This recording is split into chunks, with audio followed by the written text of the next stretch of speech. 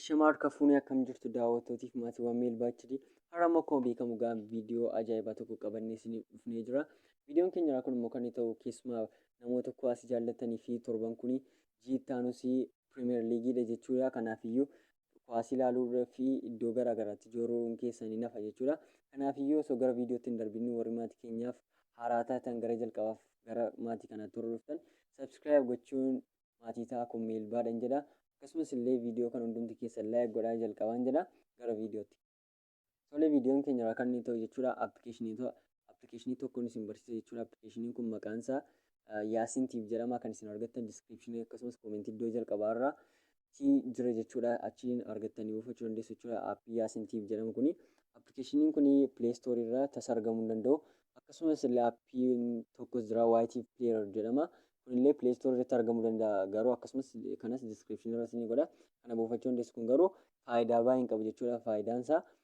Faayidaan isaa fakkeenyaaf appilikeeshinii Yaasiin Tiiv jedhamu kana qabdu taanaanii YT Playerii kanaan bantanii kun jechuun bakka taphachiistuu jechuudha. Taphachiistuu silkii keessan irra garaagaraa jiraachuu danda'u. Kanaafii kunis taphachiistuu waa'ee Yaasiin Tiiviidhaaf kan kophaatti hojjetame jechuudha. YT jedha. Yaasiin Tiiviidhaaf kan kophaatti hojjetame jechuudha Playeriin kuni. Kanaafiyyuu YT Player jettanii pileestoorii irraa buufachuu dandeessu yookiin lammasaa diskiripshinii akkasumas koomentii iddoo jalqabaa irraa buufachuu dandeessu. Kanaafiyyuu Yaasiin Tiiviin akkamitti itti fayyadamna warra jettanii fi wal duukaa ilaalla jechuudha.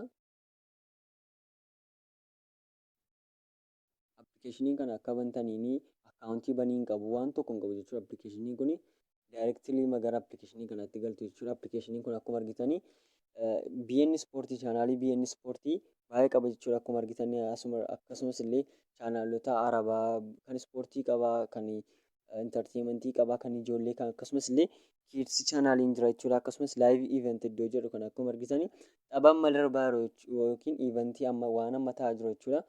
Akkuma argitanii West Bromwich Albiyoonii fi Waatfoord taphachaa jira jechaa jira. Appilikeeshiniin kun jechuudha tapha sirrii taphachaa jiru galtanii ilaaluu dandeessu jechuudha.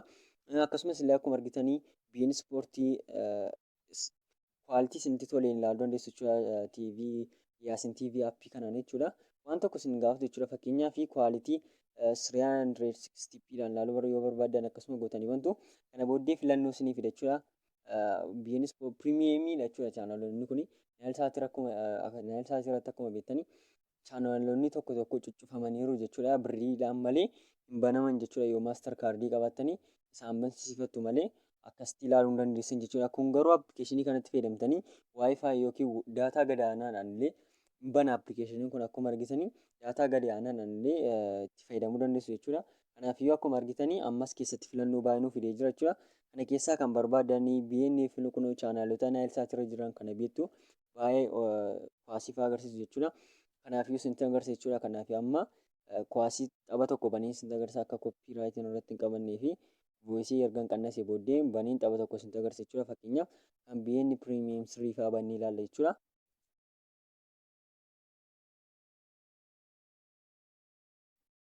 Xiqqooshee loodiin godha jechuun sababiin isaas daataa gadi bu'aadhaan baay'inaa wanta ta'eef xiqqooshee lood gochuu gaafata jechuudha.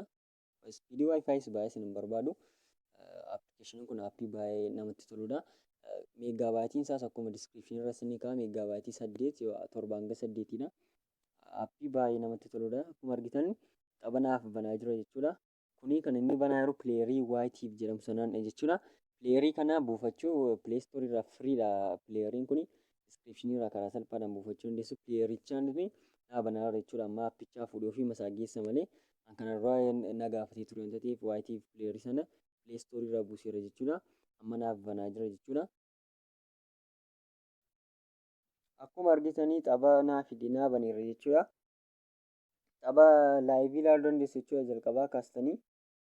Jalqabaa kaastanii laayivii yoo barbaaddan jalqabaa kaastanii ilaaltu yoo barbaaddan immoo laayivichuma akkuma itti galtanitti ilaaltu jechuudha. Asitti sagalee isaa qannasiin jira wanta ta'eef nagaamu jechuudha. Sagaleen isaa akkuma argitan tapha darbaa jira jechuudha.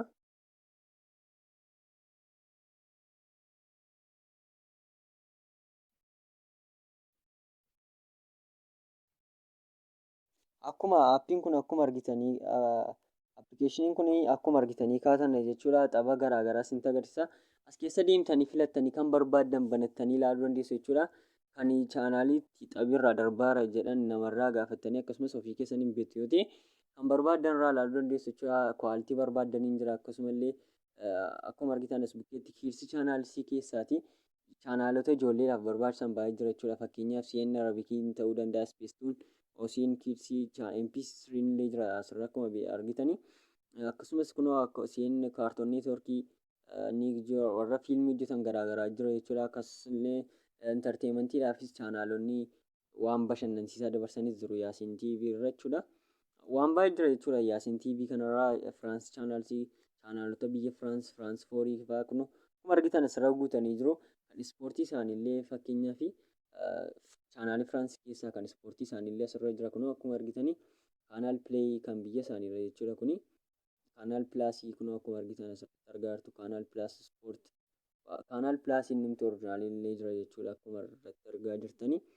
Waan barbaaddan as keessaa filattanii ilaaluu dandeessu jechuudha. Kana taa'ee isintii hundumaa agarsiisuuf yeroo nan ga'u jechuudha. Kanaafiyyuu isa ammaa kan barbaaddan keessaa ilaaluu dandeessu jechuudha. Tolee appilikeeshiniin kun kan inni argamu diskiripshinii irraa isiniin jedheera. Viidiyoon keenya irraa kana fakkaatu ture waan amma dhumaatti nu dhaggeeffataniif guddaa galatoomaa jechaa yeroo ta'an immoo viidiyoo biraadhaan amma walitti dhufnutti warri maatii keenyaaf yeroo jalqabaa dhuftan ammallee sabskiraayib gochuun hin dagatinaa. Akkasumas illee viidiyoon kun akka isinitti tole abdiin qaba. Kanaafiyyuu viidiyoo kana laayik godhaan jedha. Yoo hiriyoota kun fayyada jettan immoo sheer gochuun hin dagatinaa jedha. Nagaatti.